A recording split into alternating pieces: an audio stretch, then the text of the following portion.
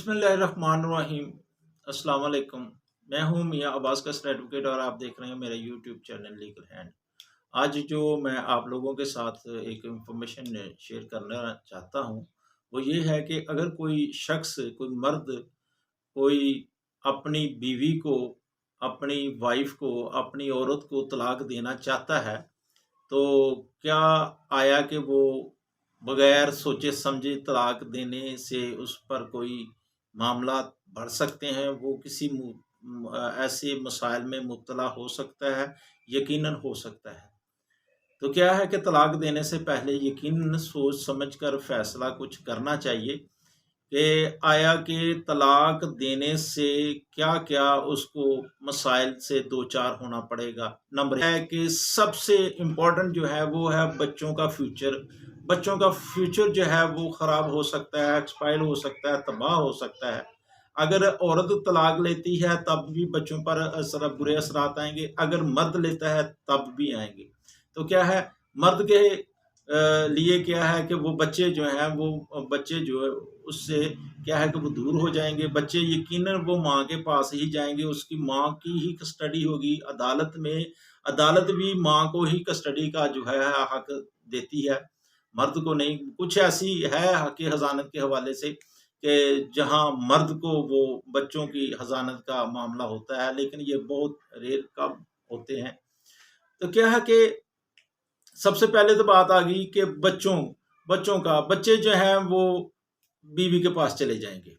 उसके बाद आया कि वो बच्चे जब बीवी के पास चले अब वो फ़ारिग हो गया, नहीं भई, वो फ़ारिग नहीं होगा। बीवी जो है वो अपने बच्चों का जो है वो अदालत के ज़रिए बच्चों का मेंटेनेंस लेगी, यानी कि खर्चा नानो नफ़्क़ा का वो दावा दायर करेगी। बच्चों का वो जो है वो हर सूरत में, हर लिहाज से बच्चों का जो है वो मेंटेनेंस जो है उसको पेड करना पड़ेगा। और वो क्या है कि सालाना फिर क्या है इंक्रीज़ होता है, हर साल इंक्रीज़, क्योंकि जब बच्चे छोटे हैं तो उसका खर्चा उस लिहाज से है। जब हर साल जो है वो बच्चे जो हैं वो बढ़ रहे हैं, जवान हो रहे हैं, तो हर साल जो है वो परसेंटेज के हवाले से क्या है कि खर्चा भी बढ़ता जाएगा। तो आगे बात बच्चों की। बच्चों का मेंटेनेंस जो है वो उसको पेड करना पड़ेगा, जब तक बच्चे बालिग ना हों। अगर उसमें एक बच्ची है, लड़कियाँ भी हैं, तो लड़कियों के बालिग होने तक और उसकी शादी के भी अखराजात जो है वो मर्द को अदा करना पड़ेंगे। फिर उसके बाद क्या है कि औरत जो है वो आया कि औरत ने वो घर से अपने वालिदैन के घर से जो सामान्य जहेज़ लेकर आई है, आया कि वो सामान्य जहेज़ नहीं लेगी, वो यकीनन लेगी। वो क्या है, वो भी औरत जो है वो औरत अदालत में केस करेगी, सामान्य जहेज़ वापसी का केस करेगी और वो भी अदालत के ज़रिए ही वो सामान जहेज़ लेगी और क्या है उससे सामान्य जहेज़ भी छिन जाएगा। फिर उसके बाद क्या है, अगर मर्द ने किसी वजूहात की बिना पर किसी वजह पे जब शादी हुई है उस वक़्त उसने खुशी से या होते हैं कोई ऐसे मामलात, उसने अगर अपनी बीवी को कोई मूवेबल या इमूवेबल प्रॉपर्टी जो है वो गिफ्ट कर दी है, उसको हिबा कर दिया गया है, उसको दे दिया गया है हिबा करके, तो क्या है कि वो भी उससे वो प्रॉपर्टी जो है वो भी छिन जाएगी, वो भी उसके पास नहीं रहेगी। फिर क्या है, अगर उसने शादी के मौका पर निकाह नामे में क्या है कि हक महर जो है, एक मोजल होता है, एक गैर मोजल होता है। गैर मोजल जो है वो अगर उसने इंदल तलब में लिखा दिया कि इतने तोले या इतना लाख रुपए जो है वो देने का जो है पाबंद होगा, वो भी वो जो है वो उसको देना पड़ेगा। अगर उसने कोई किसी ख़ास शराइत में जो है ये लिख दिया कि अगर ये ख़ामद जो है वो बीवी को तलाक देता है या बीवी तलाक लेती है, तो हर सूरत में जो है वो ख़ामद जो है वो उसको इतने लाख या इतना सोना या इतने पैसे जो हैं वो उसको पेड करना पड़ेंगे, तो वो भी हर सूरत ही उसको पेड करना पड़ेगा। उसने निकाह नामे में अगर कोई शर्त व शराइत तहरीर करवाई है तलाक के तलाक देने की सूरत में, तो फिर वो भी उसको पेड करना पड़ेगा हर सूरत। तो इस तरह की कुछ मसले मसाइल होते हैं तलाक देने के। तलाक देना जो है वो तलाक का लफ्ज़ है बड़ा आसान, तलाक दे दी, तलाक तलाक तलाक दे दी अपनी बीवी को, लेकिन ये है लफ्ज़ बड़ा आसान लेकिन इस लफ्ज़ को, इस अल्फाज को भुगतना बहुत मुश्किल है, इस अल्फाज को लेकर आगे चलना बहुत मुश्किल है। इसमें ख़ानदान जो है वो अपना और दूसरों के घर जो हैं वो उजड़ जाते हैं, तबाह हो जाते हैं। और मेरी नज़र में तो सबसे सबसे ख़ानदान जो है वो रिश्तेदार जो हैं वो एडजस्ट हो जाते हैं, उनकी एडजस्टमेंट हो जाती है। बीवी की भी एडजस्टमेंट हो जाएगी, खामद की भी एडजस्टमेंट हो जाएगी, लेकिन आया कि जो बच्चे हैं वो बच्चों का क्या मुस्तकबिल होगा। हाँ, वो बेशक मर्द के पास रहें या औरत के पास, उसकी बीवी के पास रहें, लेकिन आया कि ये चीज़ सोचने वाली है, जो ऐसे हज़रात या ऐसी ख़वातीन जो अपने मर्द से, अपने खामद से जो है वो तलाक लेना चाहती हैं, आया कि इस बात को ज़रा गौर से सोचना या सोचें, या मर्द जो हैं वो देना चाहते हैं तलाक, तो वो एक बार ज़रूर सोचें अगर उनके बच्चे हैं कि बच्चों का मुस्तकबिल क्या होगा। यकीनी तौर पे जो बच्चे हैं उनका मुस्तकबिल जो है वो बिल्कुल ख़राब हो जाएगा। उनके जो एहसासात हैं, उनकी अंदर की जो फीलिंग्स हैं, कुछ उनकी ख़्वाहिशात हैं, वो दब जाएँगी। वो उभर कर सामने नहीं आएँगी और क्या है कि वो मुआशरे में एक अच्छा मुकाम हासिल करने में बहुत ज़्यादा दुश्वारियाँ उनको करना पड़ेंगी। उनको प्यार, माँ का प्यार दूर कर देगा, बाप का प्यार दूर कर देगा। और ऐसे बच्चे अमूमन बागी भी हो जाते हैं। क्या है कि जब बच्चों के ऊपर वालिद का हाथ ना हो, उसकी शफ़क़त ना हो, तो बच्चे जो हैं वो ख़राब हो जाते हैं।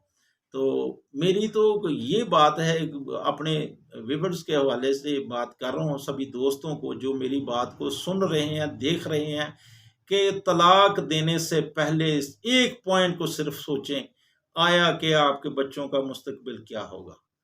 ये नहीं है कि वो वालदा के पास रहे, वालदा के पास बहुत सारी जायदाद है, प्रॉपर्टी है, पैसे हैं, वो भी अच्छी तालीम देगी, नहीं भी तालीम अच्छी दिलवा सकती है, उसको कपड़े बच्चों को अच्छे दिलवा सकते हैं, लेकिन उनके जो माइंड में जो बात है, जो उनके दिल में जो एहसासात हैं, वो कहाँ से खरीद कर लाएगी? उसको वो जो वालिद है उसका, जो उसका बाप है, वो कहाँ से ला कर देगी? अगर वो बच्चे बाप के पास हैं, तो वो कोई और कि किसी बीबी को उठा के ले आता है, कभी उससे निकाह कर लेता है और उसकी स्टेप मदर बन जाती है, वो बच्चों की माँ बन जाती है। लेकिन नहीं, जो असल माँ, जिसने जन्म दिया, जिसने पैदा दिया किया है, वो माँ जो है वही अपने बच्चों को जो है वो असल प्यार दे सकती है, और बच्चे वही उसी माँ की गोद में जो है वो सुकून मैसर उनको हो सकता है। किसी दूसरी औरत के गोद में बच्चों को सुकून नहीं मिल सकता। तो ये ऐसा करने से पहले एक बार सोचना ज़रूर। लेकिन क्या है कि मर्द ये मत सोचें कि ठीक है अभी बच्चों को मेंटेनेंस देना पड़ेगा, क्या है कि दे दूँगा। अगर क्या है कि हिब्बा कर दिया प्रॉपर्टी, कोई बात नहीं, दे दिया तो कोई बात नहीं। अगर क्या है निकाहनामे में कोई पैसों की शर्त व शराइत है, वो भी पेड कर रहा है, उसको कोई टेंशन नहीं है। लेकिन एक चीज़ ज़रूर देखना कि बच्चे तबाह हो जाएँगे आपके। बेशक आप पैसे पेड कर रहे हैं, उनको मेंटेनेंस दे रहे हैं, लेकिन बच्चों को बाप की शफ़क़त नहीं मिल रही, बाप का प्यार नहीं मिल रहा।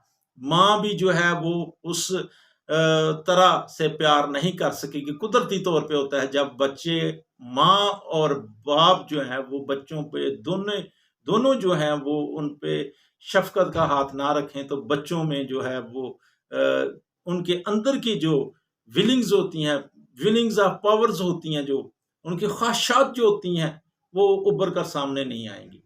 तो मेरी अपने दोस्तों से, सुनने वालों से, देखने वालों से यही गुज़ारिश है कि खुदारा तलाक लेने या देने से पहले एक बार अपने बच्चों का मुस्तकबिल ज़रूर देख लें। पैसे, दौलत, हर चीज़, ज़मीन, हर चीज़ आती-जाती रहती है, लेकिन जो बच्चों का जो मुस्तकबिल जब तबाह हो जाता है, वो वापस नहीं आता। लिहाज़ा ऐसा करने से पहले एक बार ज़रूर सोचें।